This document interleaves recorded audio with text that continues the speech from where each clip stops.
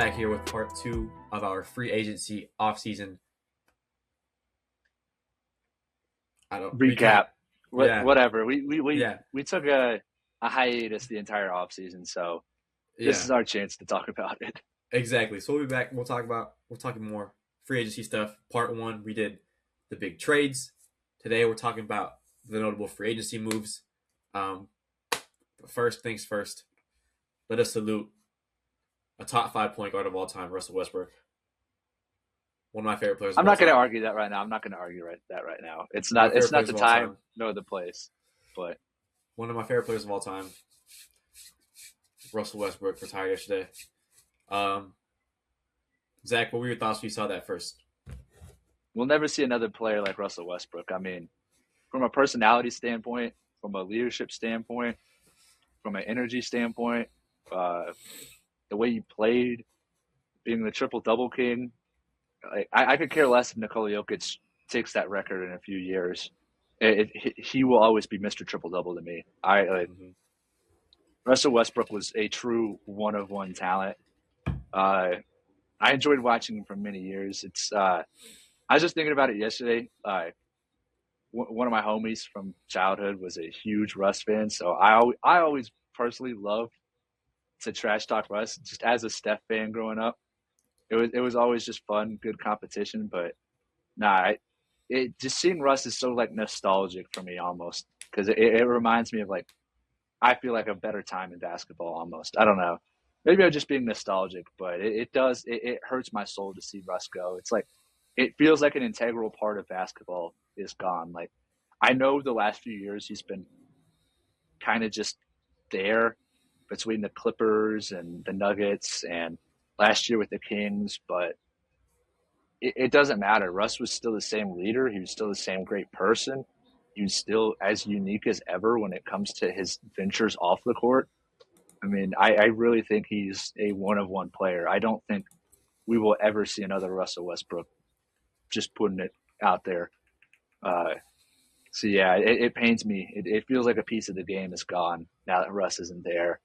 And like I know that sounds like I'm being dramatic, and I probably am, but it does hurt, man, because it does. It feels like the first real player from the 2010s to retire. Like Chris Paul obviously just retired this year, but he's got his start in the 2000s, and that was kind of expected. Whereas Russ, it just I don't know. I don't know how to explain it. It just hits, and yeah, it worries me even more for the day that we see Steph call it quits. So I don't know.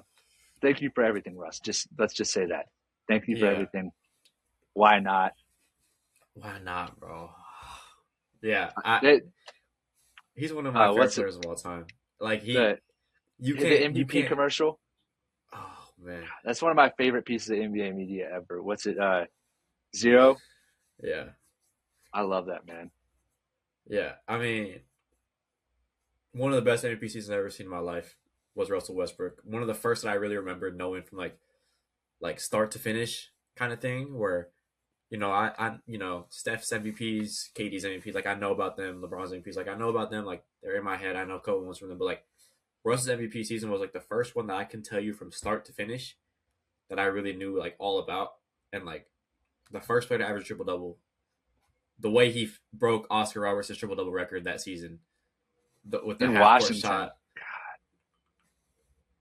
Sorry, I was thinking that when he broke the all-time record. I thought that's what you were talking Oh, about. I can't sorry. lie. So I'm talking about the in season record. Oh, Even okay, then, okay, in okay. Washington, but the in season record, like most triple doubles in the season with 42, passing Oscar Robertson when he hit the half court shot in Denver to win the game, like Yeah, unreal. Like just like everything every time I saw him play, it was just like the most like what I think people think is the pure art form of basketball is like the skill moves and the dribble moves, but Westbrook took the other side of the pure form of basketball with the competitive nature, the leadership, the mentorship, the heart of the game. Like every game felt like a playoff game that he was in, like just because of his competitive nature. I remember him in the playoffs against the Lakers in 2012 when one of the biggest plays that I think of was one of the loudest plays I've ever heard was his fast break and one where he got like wrapped around, he like still threw it up, and then like the energy in that arena that he built that in OKC. OKC now with what you see is nothing without him And the story of basketball is Quite nothing without Russell literally. Westbrook. Yeah. Yeah, the story of basketball is nothing without Russell Westbrook, and I think he's for sure a Hall of Famer. Um, I think that has to be pretty, Yeah. across the board, To me, widespread. he is Oklahoma City. Like Exactly. I think Shea has surpassed him as the greatest Thunder player of all time, but it's hard to see anybody else being okay representing Oklahoma City like Russ did. I don't know how to explain it. It's just Exactly.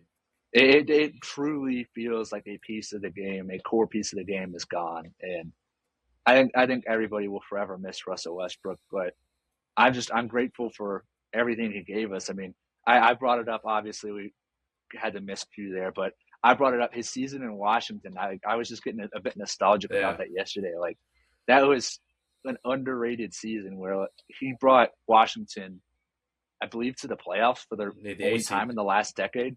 Yeah. Like, God, what a player, man! He never stopped competing, even in his last years. Like that year in Denver, he transformed his game to play around Jokic and to play as an off the ball player. Like I don't know, it sucks. It really does. Retirement's a part of life. It's a part of the game, but I think we'll all miss Russ deeply. Yeah. Yeah. I definitely will.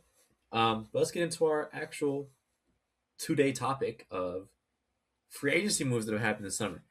So we're gonna start a around the horn type of thing, quick fire, not really quick fire, but stuff just talk about. We're gonna go 5 minutes, 5.5 ish minutes for each player, for each topic.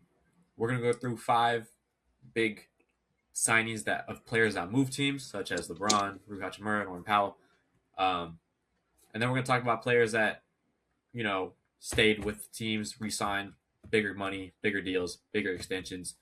Not extensions, sorry. Extensions are for a different thing, such as Wemby's extension, Don Mitchell's extension, but these are more Austin Reeves resigning, Trae Young resigning, that kind of stuff.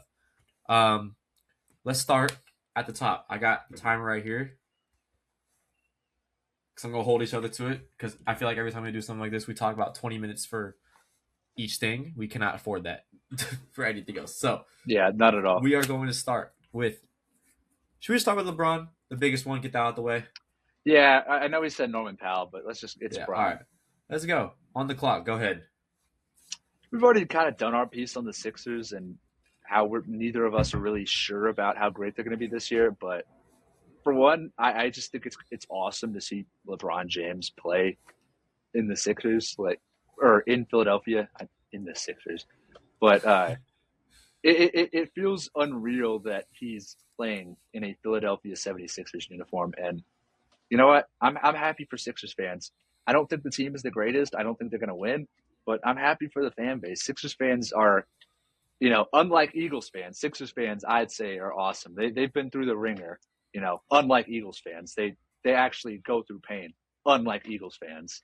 Wow. So sorry if you can't tell, I'm a Dallas Cowboys fan. Just a little cue. Cole also hates the Eagles, so it's cool. But I hate the Eagles. no, I'm happy for Sixers fans. I'm happy for the city. Even if the Sixers don't do that great, you've got LeBron James playing in your city for a year or two. Are you kidding me? Like, that's awesome. I don't care. You got it done for cheap, pennies on the dime.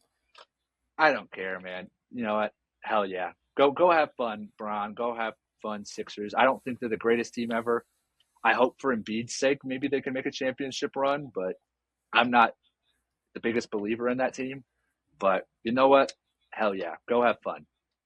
That's where I'm at too. I, as a Lakers fan, obviously losing LeBron in a way sucks. Like, oh, LeBron's not on my team anymore. It feels like when LeBron was on my team, when things are down, like you always turn to him and he's like that. As like you get faith the fact that you can actually win a game with just LeBron because it's LeBron James.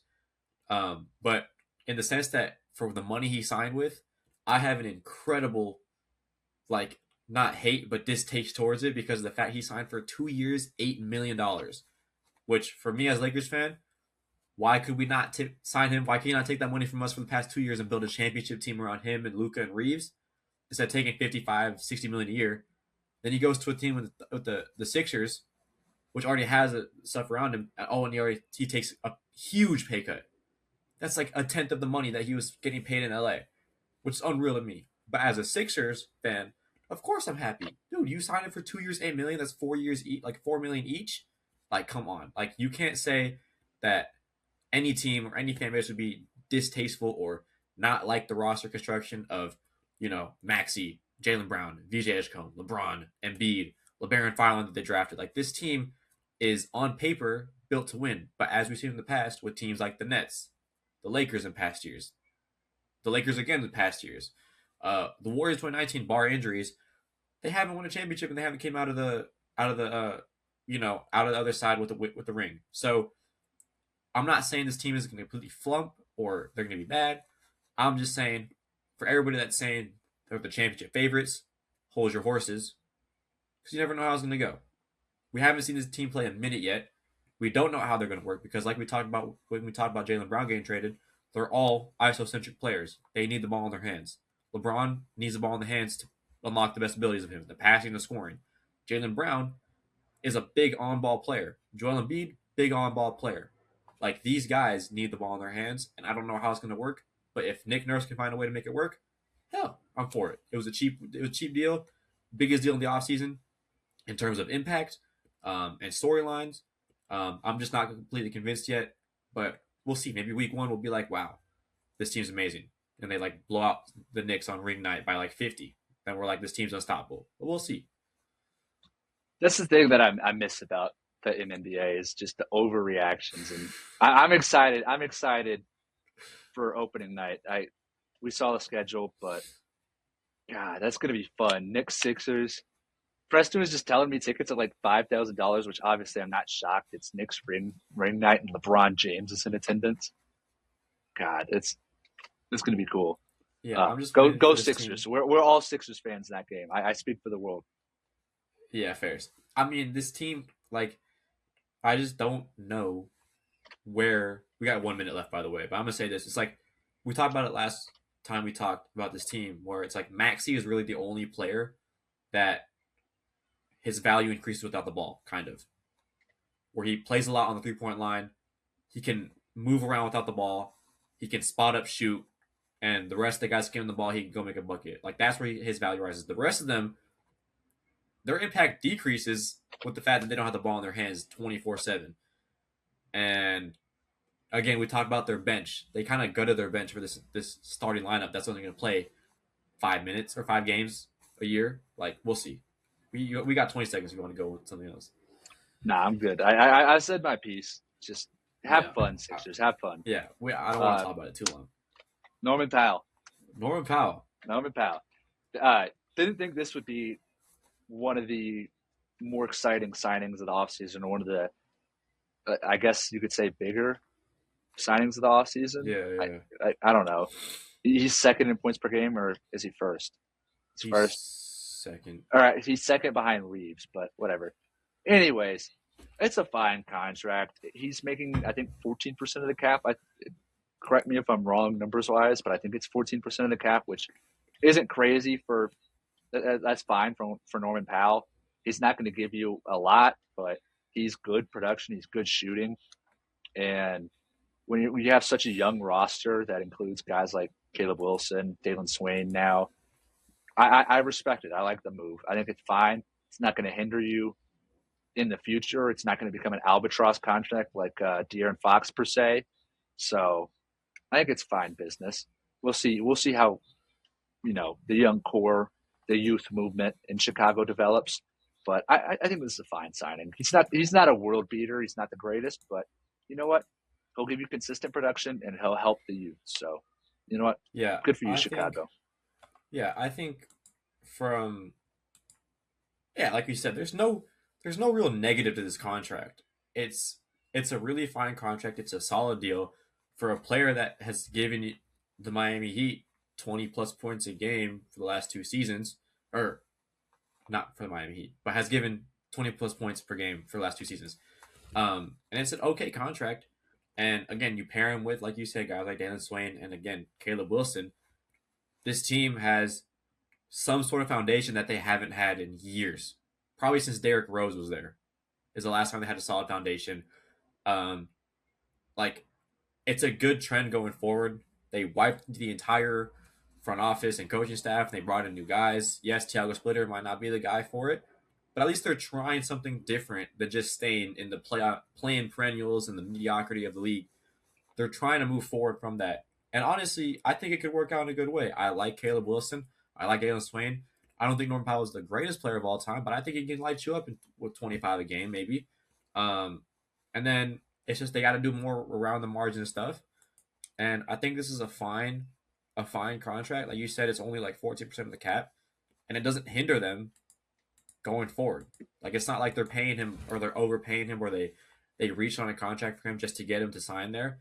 No, they have themselves set up for a lot of other moves around the margins, around the trade deadline if they want next offseason, and then going into more, Caleb and Swain's second and third years, they have a lot of options going off that, with Norman Powell being, a veteran leader at that time.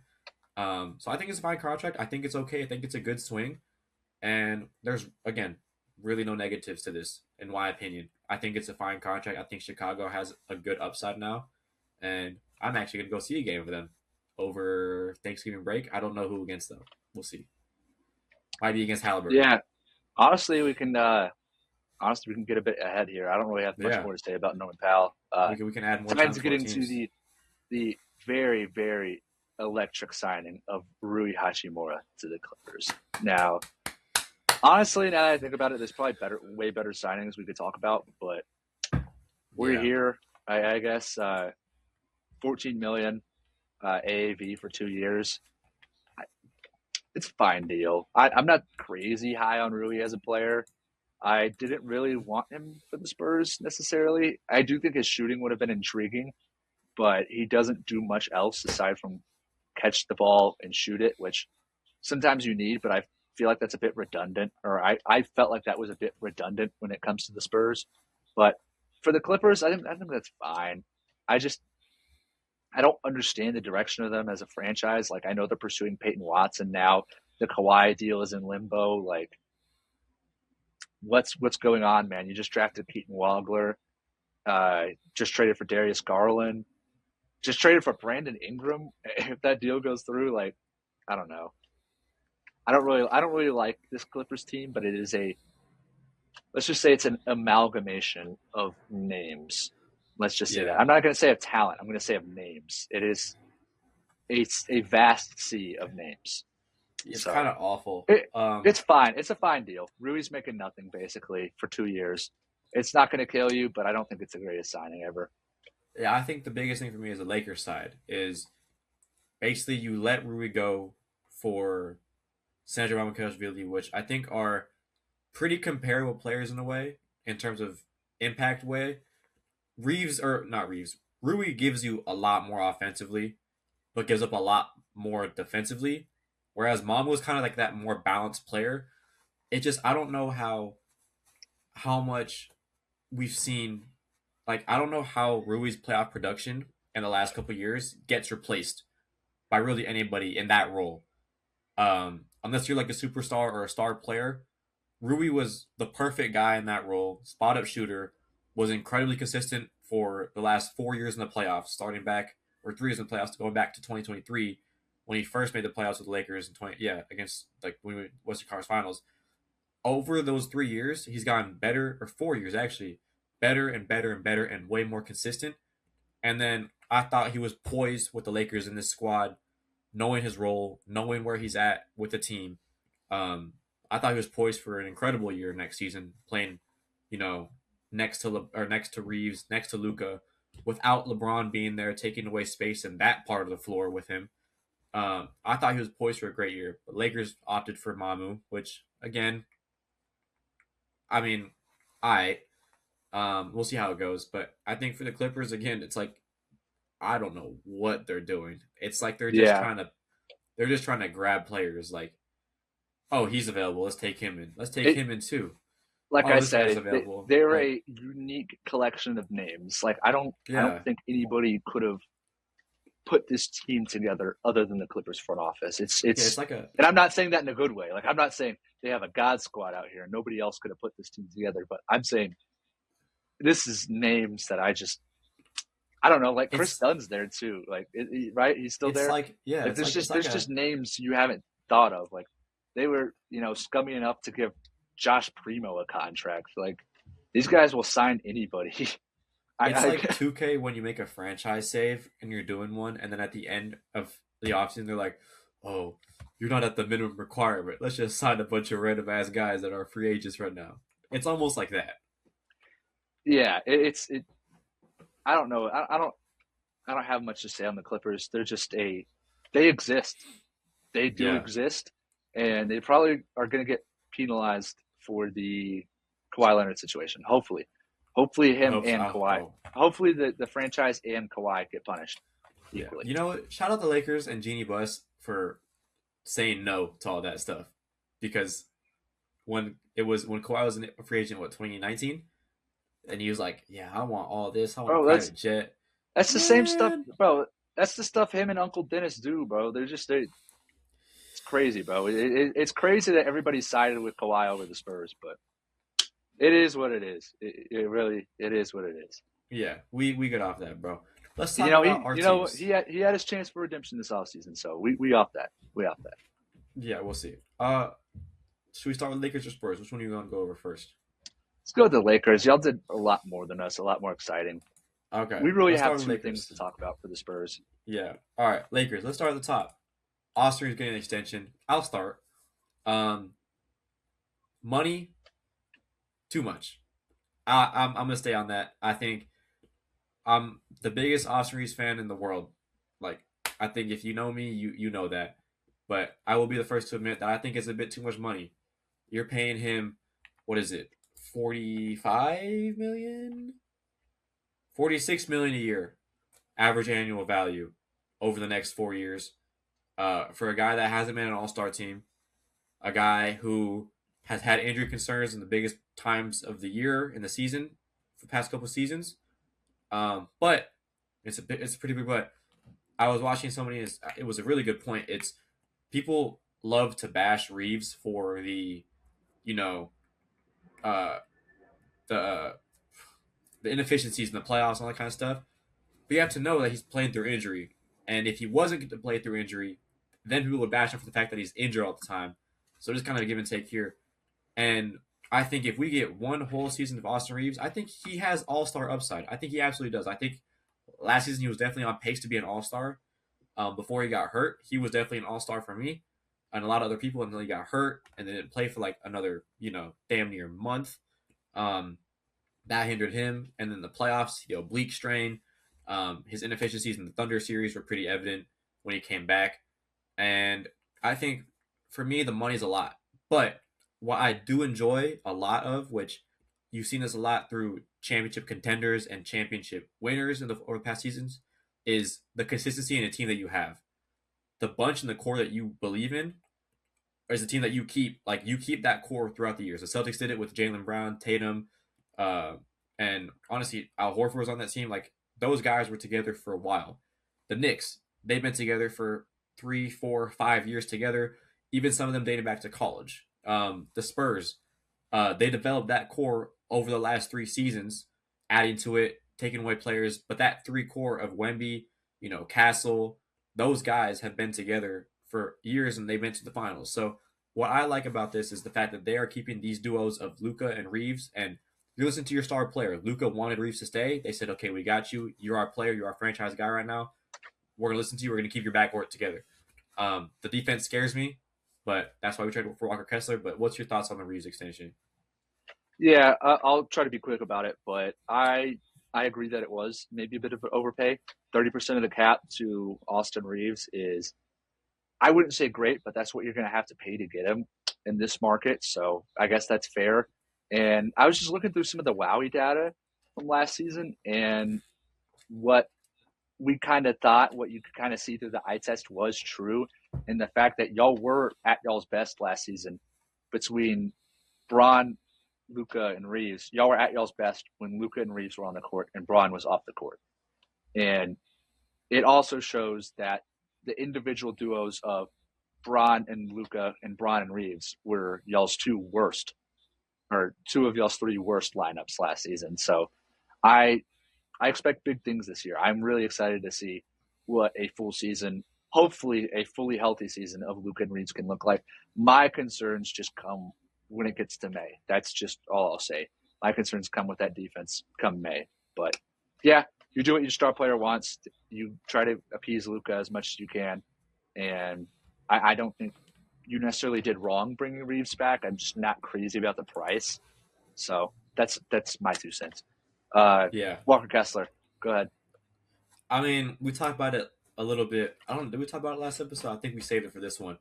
The Kessler sign and trade for me. If you thought Reeves was a big overpay, I think Kessler's even bigger overpay.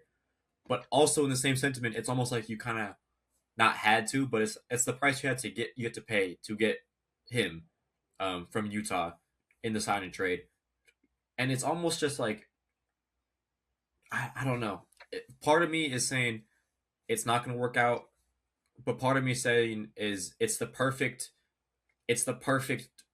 fit for a backcourt of Reeves and Luca, two players that love the pick and roll, two players that are elite when they get a screen and they have a big guy to throw it to.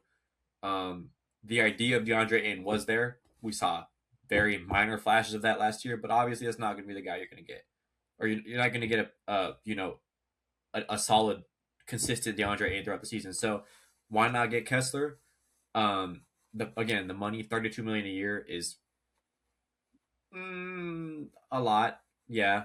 But again, fitting it around your two players is what I think makes the money worth it. It's not necessarily what the market is, what the value is, where Kessler stacks up against other centers. I think the value comes from how does he fit with this team in this backcourt of Luka and Reeves.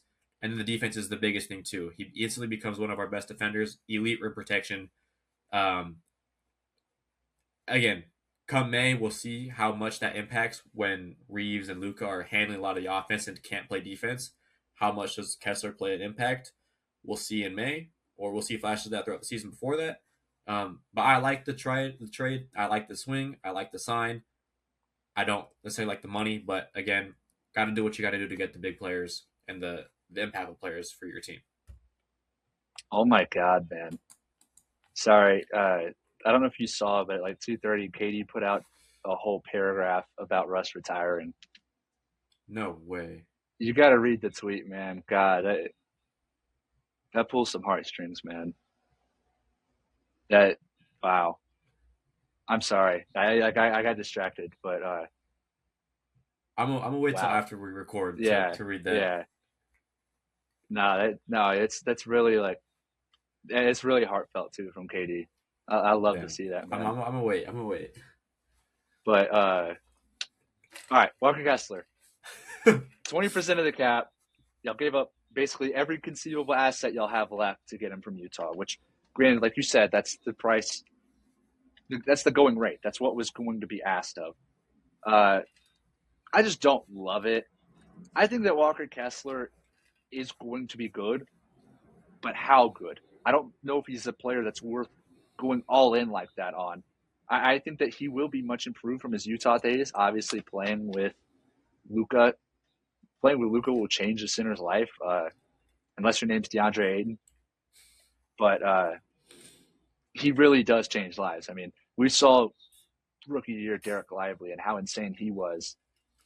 Uh, he will make Walker Kessler a better lob threat. I do believe that.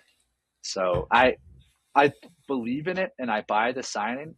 I just don't think it's worth all of that. I think it's a very risky move, but honestly, I think back to the whole process of this, and I don't want to take too much time. The Lakers basically signed Luka last offseason and didn't do much last offseason, promising that this offseason was going to be the all-in year, right? The year where Braun was going to be off the books and they were going to build around Luka. And they did that, but I just don't fully love it, especially Kessler. I don't know. Yeah. I will say my favorite signing of the bunch, Sandro Mamukelashvili.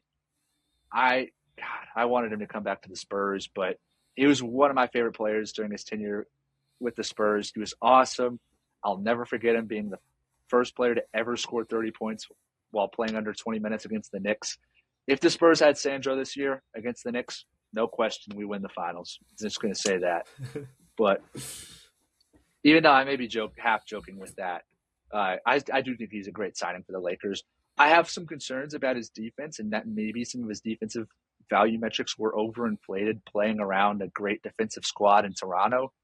But uh, I like the signing. I like the the risk of betting on the defense, which it is. I will make this clear. It is a risk because he wasn't a great defender in San Antonio, and then he got up to Toronto in that great defensive ecosystem and took off. Now you might say, why wasn't he great in San Antonio with Wemby? Wemby also didn't played half a season 2 years ago. Mm-hmm. Yeah, so we'll see how the defense turns out. That's my only really real concern. I think he will work out in LA. I think he's an upgrade from Rui, and yeah, should be fun. Yeah. Personally, I mean, I love Mamu. I love the signs. I maybe not love, but I enjoy the fact that the Lakers actually did something this offseason. Unlike another one of my teams that are in the offseason right now that's doing nothing and sitting on their asses, and, Manchester United. Um, I do enjoy the fact that they actually made moves and they actually went out and signed players. Quentin Grimes, Kelly, uh, Colin Sexton, come on, like these guys. It reminds me of maybe not in the same way, and big time. We're gonna win the championship, but back in 2020, after or 2019, when they traded for Anthony Davis and they went out and signed guys like Danny Green, um, guys like that fill out the roster and are decent guys to help you win now. That was what it reminds me of, and that's why I have more of a high expectation for it. And I do trust the fact that these players are what Luka and JJ Redick want in their squad, and I trust them fully. Redick's one of the top, coaches in the league. Luka's one of the top players in the league. I trust them to lead, my favorite team forward. So again, off that value or off that standpoint, I think it's all good. Let's talk about your team, Los Spurs. What about him? What about him? Because Brought back Tobias Harris. brought back. When have we ever had him? Oh, sorry, brought in Toby. We call him Toby. Yeah, I don't know. I'm gonna try to keep this quick because I don't want to drag on. But there's also not much to talk about. But I feel like this is a pretty boring offseason coming off a championship run. I also think this is kind of expected. Like, Championship. sorry, well, we made a run to the championship series. I guess Okay, fair enough. I guess a finals run. I guess that's better. But we made a run to the I can't championship be saying shit. series. So I Yeah, I think this is expected. Obviously, they're kind of banking on development. They're banking on Dylan Harper getting better, De'Aaron Fox not being awful at basketball in the finals. Yeah, banking on a lot of development. But Toby's a good signing. Like I said, I prefer him to Rui. I think he's a more well-rounded player, and he brings more of a different angle to the game than Rui does. Because you know what, if our half court offense is struggling like it did in the finals, Toby can at least create a little bit on his own, and that takes pressure off the other guys in our lineup. So I like it. He's a better rebounder than Rui, better passer, has more defensive juice than Rui. So I like it. He's a seasoned veteran, good money. So I think it's a good signing, and I do think it makes us quite a bit like not quite a bit better, but it makes us better. But it's not like a needle moving move. It's not like the Thunder trading for Alex Caruso, which again I keep saying that, but I said it before the podcast, but Alex Caruso kind of fell into the Thunder's lap, so I can't really say anything to discredit the Spurs there. Uh, Outside of Toby, bringing back Champagny was obviously amazing. Got him pennies on the dime. It feels like a guy of his stature should be going for a lot more, but obviously I'm super happy for him. Julian Champagny's a guy who I used to watch all the time in Austin. Right after he got cut by the Sixers and he got picked up by our G League squad. Uh, and now he made 7 threes in a game 7 against OKC. So I don't know, man. I love Julian Champagny so much. I love his story. He'll always have a fan in me, and I'm so happy to see him get paid what he's worth. Uh, yeah, that's about it for the offseason. Also, shout out Taylor Peter. Hopefully he makes the roster. That's one of my dark horses from last year's draft class. No Harrison Barnes love. He's there. Harrison Barnes is there. Shout out, shout out, shout out, Mr. 100%. What did Jason call him? What's Jason's nickname for him? You know what I'm talking about, right? Oh yeah, yeah, yeah, The Falcon or something. yeah, I don't know yeah. where that comes from. Maybe it's a Sacramento thing. I don't know, I don't know. but yeah, I shout out Harrison Barnes. He's there. For the Spurs, I'll make this quick.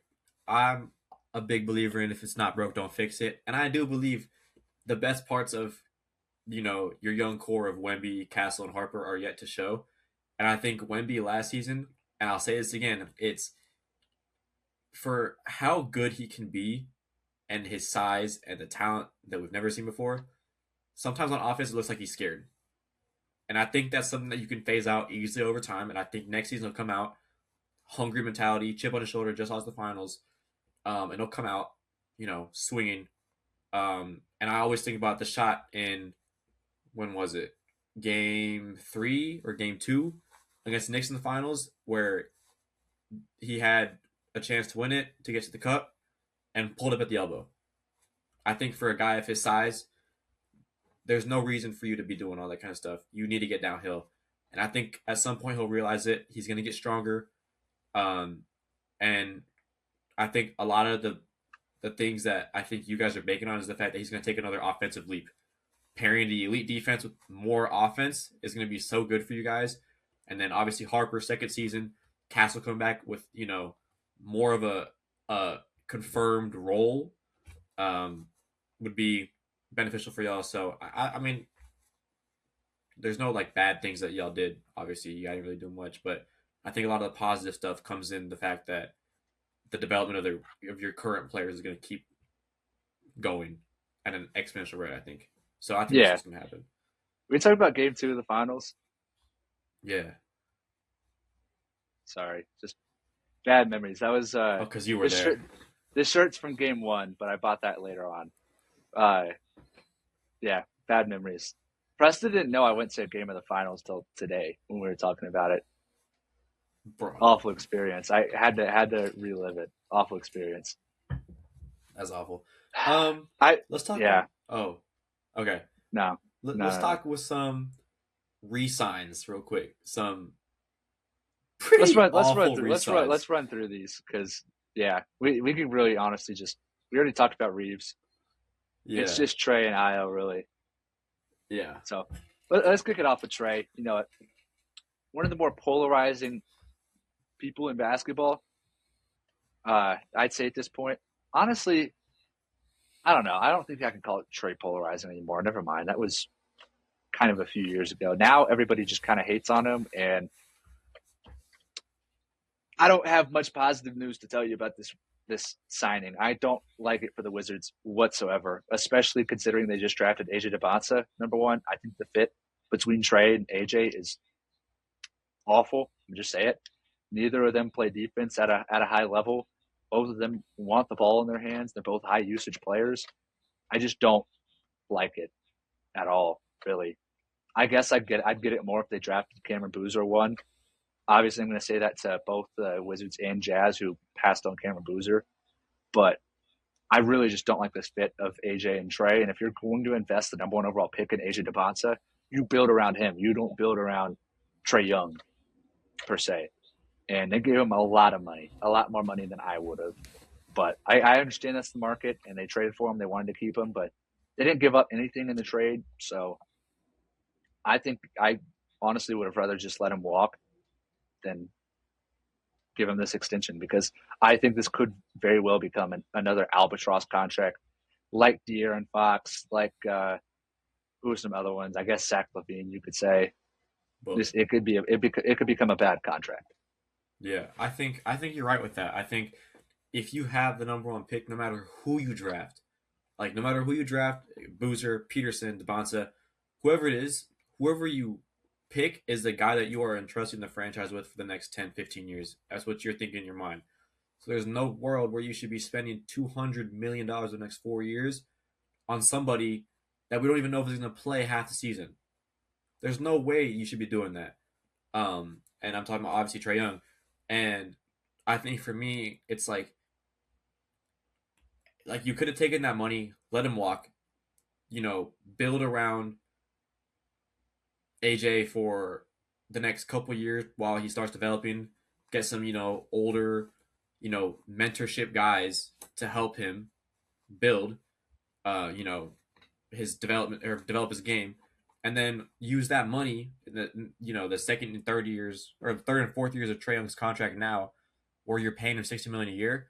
Use that to build, a playoff contender around DeBonsa when he's more developed. You get more players that are on the market that are really solid role players, and then that's where you go from there. Instead of paying using that money on one player in Trae Young, where we don't even know where he's going to be in 4 years. It could be a situation where it's De'Aaron Fox. It could be a situation where it's Devin Booker, where you are now handcuffed, and now you don't even know what you're supposed to do with your rookie, who 3 years ago you said, "Oh, this is going to be the face of the franchise." It kind of just messes up in my mind. It messes up the entire development of your number one overall pick. It derails your franchise, even though you're not seeing it that way, and it just doesn't. It feels like they are keeping Trae for marketing purposes. Yo, come Yeah, out to a game. We got Trae Young, Anthony Davis, AJ DeBron's like, come out to a game. What they gonna watch? A whole he bunch of still ain't butt. showing up. Yeah, exactly. Just So, market, and just those build god around. awful jerseys. Just, yeah, man, that might be the only thing worse than the contract is the jerseys they wear. Honestly, like just market your young core, man. Just get. I hate the Wizards squad building so much, man. God, just market your young core. You have so many cool guys.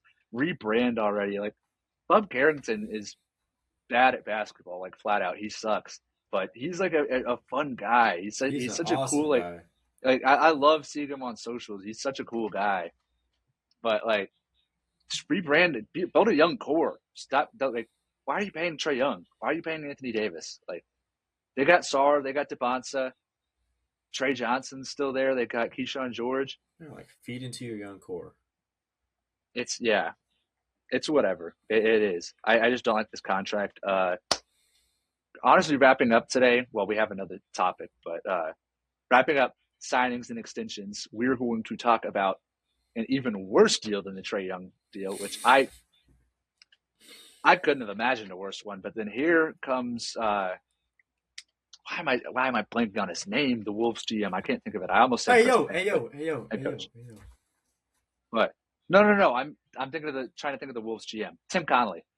Here comes Oh, Tim Connolly with a deal even worse than Trae Young, re-signing Ayo Dosunmu for 5 years. And let me get this correct. Sorry, I'm still on the Lakers deals right now. 112 million. Yeah, 22.4 million AAV for 5 years. Wow. If the Wolves did not trade for LaMelo Ball, I think this would have been the nail in the coffin that sent Anthony Edwards out of Minnesota. I would have. I just going to be straight up. This is that bad of a contract. Uh, I don't know. The LaMelo Ball thing kind of shifts my view on this a little bit because I'm like, you know what? They're going for it. I guess like the LaMelo trade was obviously incredible, and they shook stuff up. They're trying to go for a championship. But then I remembered after seeing the trade that they still have to pay Ayo Dosunmu all that money over 5 years, and I'm just like, what are they doing? I don't get the thought process here. Ayo Dosunmu is a fine player, a little overblown with his playoff performance because that one game against the Nuggets, that honestly that series against the Nuggets, but he's good. Or I can't even say he's good. He's an above average player to average player making this much money. This is another albatross kind of contract. It's obviously he's not getting paid as much as Trae Young, but this is more of like a Christian Brown type contract, I'd say. This is a contract that will hurt the Wolves for years to come. And now that they've traded for LaMelo, I think it makes even less sense because now you're more backcourt heavy. You have no front court depth whatsoever outside of Rudy and Johan Berger. It's just it's hard to get the direction of the Wolves when they make. I don't know. It's like they took a huge step forward signing or trading for Melo, and they just took 3 steps back with the Io signing. I don't get it. I can't wrap my head around it. You need shooters. You need players, especially with Dante going to be out all of next season. I just don't think this is a good signing whatsoever. I can't wrap my head around this one. Yeah, I'm in the same boat. I think it would have been better to pick one or the other. Even not for the money. I'm just saying like pick Io or pick Lamelo. I think a lot of people would say, "Oh yeah, absolutely do the Lamelo trade." But if you trade for Lamelo, don't sign Io. If you sign Io, don't trade for Lamelo. That kind of thing. Well, they did both, and then what are they going to do now? Like they have Ant, they have Io, they have Rudy, and they have Lamelo. Those are like the only four that I can actually think of that's actually going to play for them next year. Like there's no in between depth, and I'm talking about like in between your point guard and your center. There's no wings. There's no rollers to the basket. There's no rim. There's no rim runners. Uh there's no extra like space. I guess it's just like I don't know. It doesn't make sense to me. And I love Io as a player. Like he's awesome. He's a bucket getter. He's an awesome rotation player and great role player. But now you're paying 22.5 million for him to sit behind your two players. And what it seems to me is people are saying, "Oh, but now he's gonna play. He's gonna play when both of them get injured." Yeah, but now you're banking on the guy that you just traded for. You're saying, To get hurt. yeah, to get Yeah. hurt. Like Yeah, that's that's what you're crazy. telling them. That's crazy work. Like that's what you're basically Yeah. telling them. You're like, oh, we traded for you, but we think you're gonna get hurt, Miss. He's like, you've been hurt last couple of years, so we're gonna resign our other guy as a backup to you. Like what? Why would you ever do that? Yeah, It it's just like doesn't make sense. the Captain Crunch cereal where it's like oops all berries, right? And it's just all the berries. It's oops all guards. That's the Wolves roster right now because you got Ant, Mello, Io, TSJ, Jalen Clark, Dante when healthy. Like that's just 6 guards that all deserve some level of playing time. Mhm. And then you get to the wings and it's just Jaden McDaniels. You get to the bigs, Rudy, Johan Berenger. Like the roster construction is very, let's just say, interesting to say the least. Yeah. With Kind of who honestly with all the guard play, seems like they're copying another team in the West. A team that may have beat them, a team that they followed to France. Yeah. I don't know. What if who is a worse roster build team? Or which rosters built worse? Clippers or the Wolves?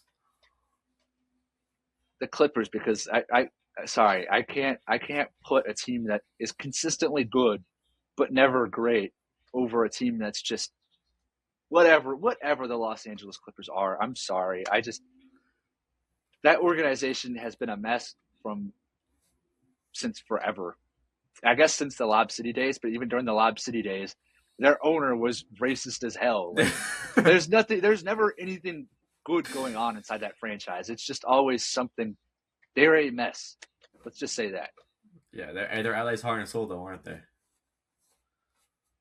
I don't know. They're just that franchise Yeah. is unreal. I They forget are what- they I are forget what LA's state heart it and was. soul though. Yeah, I mean it's the MAGA Lakers. What's y'all's nickname? Obey the law. Jesus Luka, Christ, bro. Austin, and Walker. That's y'all's nickname, right? Bro, The we MAGA still got Lakers versus the demonic Clippers. And you know what? This sounds like a great transition to our next talking point. Let's stick in Cali. Stick with your hometown. Let's talk about the Golden State Warriors. How about it? Come on. awful. I Genuinely, I don't think I've seen a worse offseason by a single franchise in the history of sports than I've seen out of the Warriors this season, bro. I just want to put it out there. The Golden State Warriors we're talking about how embarrassing the Clippers are. They are chuds right now. Let's just say that. I see rumors that the Warriors are taking a gap year. They're not going to go for it this year with Steph. And I'm like, y'all been taking a gap year every year since 2022, since y'all won the title. Y'all won a championship and said, oh, well, don't worry. We're taking a gap year. We're going to bank on our youth developing. When is the development hitting? Nothing is happening. Like, sure, they traded for Jimmy. That's probably the best move I've seen the Warriors make in some time. And then they traded for Porzingis. I like both those moves, but they're just not going for it enough to build around Steph. And like, I know, I'm getting very passionate about this, but I love Wardell Stephen Curry II, and he deserves so much better than what the Warriors are giving him right now. It's a disgrace. It's awful. A legend like this does not deserve to go out like this. He's just he's getting worse treatment than Bron has ever gotten. Like people complain about the Lakers not building around Bron, bro. The Lakers at least tried something. The Warriors are trying nothing. They're like a guy who's stuck, a guy who peaked in high school. He's taking gap years. They're taking gap years left and Real, right, bro. reliving the glory days of the Warriors dynasty. Like, wake up, make a move. God, like I thought there was hope. I thought maybe they would sign Braun. I wouldn't like necessarily buy into that being a championship team, but at least it'd be fun to watch. At least they'd have something going for them. You know, they drafted Yax. Hell yeah, I love that. I love Yax. Yax is gonna kill it in the Bay, but you got to do more than that. Like, God, it just frustrates me. It God, trade Steph to San Antonio. That's Bro. trade Steph to San Antonio. It's Come on. it's stupid because it's like you talk about the gap years. Yeah, go ahead. Keep taking a gap year, and I swear to God, Steph's going to retire by the time y'all are ready. That's the thing. Like, we don't have much more of Steph to play. Steph's probably going to be playing in the league for another, what, 2-3 years? I think it's a pretty clear timeline when they re-sign Steve Kerr to a 2-year deal. I think that's your timeline for Steph Curry being in the league. I really do think that's your timeline. Like, it's something like that. And your biggest move this offseason was re-signing Draymond to $27 million a year. Yeah. Okay. That's What's the like? biggest. It's Do the you? biggest clinging on to your past I've ever seen in in Yeah. my life. Do you remember towards the end of the season when Steph was hurt and all the rumors were saying that the Warriors were just going to hold Steph out for the rest of the season and go for it next year? Well, Yeah. next year is about to come. The schedule just dropped. Where is the reinforcements? Yax is not enough. Like, I guess you're banking on 80-year-old Jimmy Butler to get healthy and still continue being Yeah, the off of a amazing torn player that he is. ACL.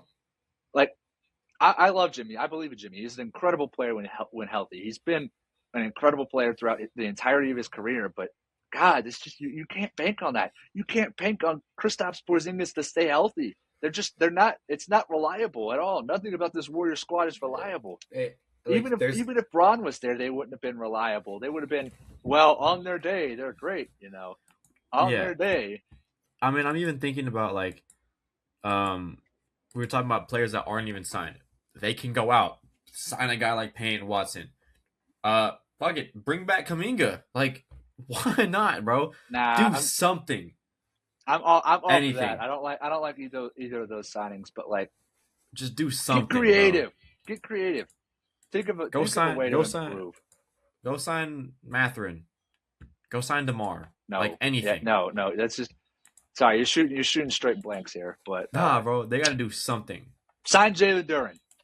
Go sign Jalen Duren. I don't think they have the money, but I don't know. They do. That would oh no, they gave it to Draymond and Porzingis. Yeah. Obviously, you're not going to let Draymond walk, but you know what? Like, God, I get so fired up because I'm so tired of watching my GOAT, Wardell Stephen Curry II, sit around on this bum franchise that hasn't been run well since Jerry West left. Like, God, send him to San Antonio, please. One season of Steph and Wemby would change lives. Yeah, it's just it's so sad how the Warriors have treated Steph in his final years. Like knowing that he's only going to be playing for, I'd say, it's shameful. 2, 3, 4 years. It's awful the way they treated him. Your franchise GOAT, one of the top 10 players of all time, who has a lot left in the tank as we've seen, and you're saying we're going to run it back with the 10 seed squad. We're going to run it back with the 7 seed squad. We're going to run it back with the AC squad. Like, what are we doing, man? We're going to build a young core built around 80-year-old Yaxel Lindeborg and Brandon Pajemski. Contend for the future. Hell yeah. I'm sorry. That might have been that was too harsh on Yax. I love Yax around here, but like you get what I'm saying. He's more of a win now player than a win in the future. Well, yeah. Hey, I'm not saying he's not going to continue to develop or he's not going to be good, but I'm just saying maybe the trophy they're trying to get is the NBA Cup. Maybe the trophy, the trophy in Steph's later years are the friends we made along the way. You know, Yeah, maybe. I You mean, know what? God, They could do the double this year. I can't even believe how they won. I can't believe that they won in 2022. Like on top of that, like just like literally, that was such a ridiculous championship run. I like a year before that, I watched Kent Bazemore have to play as Steph's help. Kelly Uh huh. Oubre, God, James Wiseman, these guys suck. They still suck. Like God, I can't Hey, believe Steph carried. I can't believe Steph carried that bum franchise to the championship in 2022, man. hey, And they're not what are the grateful. They're not what grateful are the whatsoever. what are the odds that the Warriors are the first team to do the treble? What 10 seed? No, no, no, no, no, no, Trade no. Steph and I don't know, make Brandon Pajimski your franchise player. Yeah, maybe. I mean, they got Summer League, NBA Cup, NBA Championship. I forgot they won summer league though, but I can't even say that with a straight it's just face. I can't say anything about this Warriors squad with a straight face. Like I I hate it. I hate it so much. Please trade Steph.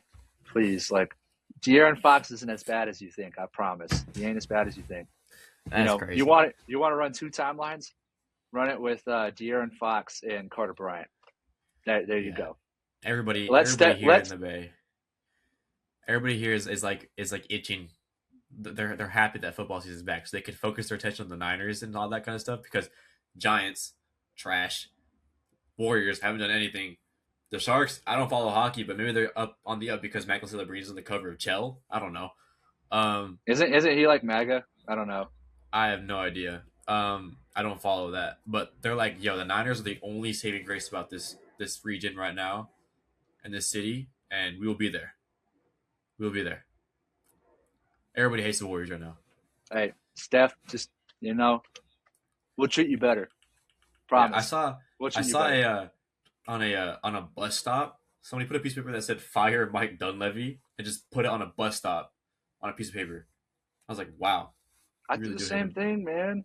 I mean, God, that frustrates me. Like I said, ever since Jerry West left, the team has been poo at drafting, at making yeah, trades. They have been terrible. Like they are so lucky that Wardell Stephen Curry II plays for their franchise, and they don't even know it. They yeah, don't know they how don't. much. Like he really changed. Before Steph, the Warriors obviously had history, but he really changed their broke ass lives. Like let's be honest, Monte, he changed their broke ass lives. Let's be honest. respect Monte and David Dean, They man. had the history. They had the history. I know. And Monte Ellis said that if he was there instead of Steph, the Warriors still would have had the same level of success. I'm delusional too. I love delusion. It's fun. Like, you know what? I believe I root for the Cowboys. We love delusion around here. But Wardell Stephen Curry II changed that broke ass franchise He did. forever. I mean, look at the evaluation. Sorry, there's not even No, to I know. go into it. The Warriors are like the second most valuable franchise in the NBA, only behind the Knicks. You know No, they're why? one. Are they one? I The thought they were Warriors are behind the one. Knicks. Well, now they're not because the Okay, Lakers got sold, but you know what? That's a good point. You know what? You know who that's because? Wardell Stephen Curry II. They weren't doing that for no disrespect to him, of course, because I love Baron Davis, but like they weren't doing that before Baron Davis. They weren't doing that for the legends of the past. They were doing that because of Wardell. Like exactly. God, stop playing with him like this. I hate this team. I hate how they're disrespecting. Like I want to go. I love to watch Steph play. I try to watch as much as I can on League Pass. I try to go as much as I can whenever they're in town. But it's just so uninspiring. God, this team sucks. Do Yeah, it does. something. Trade Steph. Please Like trade Steph. I remember when the Warriors were actually feared. Like you saw the Warriors in your schedule, like shit, we're playing the Warriors tonight. Wrap it up. Sorry, you Now it's lost. like, hey, you know what? I can't even say that because they beat us twice at home last year. But you know why? You know who led them to beating the Spurs twice at home last year? Yeah, Wardell Curry, Wardell Stephen Curry II. 90 Like, points in two sorry, games. stop playing with it, man. Like, as much as that sucked, as much as I hate seeing my goat cook my favorite team, you know what? Like, that just shows he's still got it. He's still worth investing in. Yeah, And yeah, God, I hate this team. He's going to be playing next to 40-year-old Al Horford next season. That's his help right there. I Way to have no go, idea Mike Dunleavy. following. Way to Awful. go. Anyways, yeah. Now it used to be strength in numbers. Now it's just strength in Gold-blooded. Steph. It's called Strength in gold-blooded Steph. now. That's all they say on Yeah, the top. It says gold-blooded. yeah, they say gold-blooded because they got no numbers. Like they're Exactly. a one-man team. God. Awful. Yeah. What an episode. Yeah. The next one, I don't even know when. Next one will probably be back in Phoenix next week. Probably, yeah. We'll see. Maybe we'll have a new studio set up. We'll see. If not, we'll be talking more offseason stuff, possibly draft, other types of transactions that happen, other news. But until then, enjoy. What was we? Stop, hate, love basketball, all that stuff. Stop, hate, love basketball. Trade Stop, Steph. hate, love basketball. Trade Steph. But yeah, we'll see y'all when we're back in Phoenix. That'll be next week, talking about the draft. For now, I'm Cole Frere. That's Zach Dorosic. Again, still have no idea which side he's on to me. Probably one of these sides. I think he's on that side, actually. He's definitely on that side. I'm not sure. Yeah. Stay on that side. But we'll see y'all back in Phoenix next week.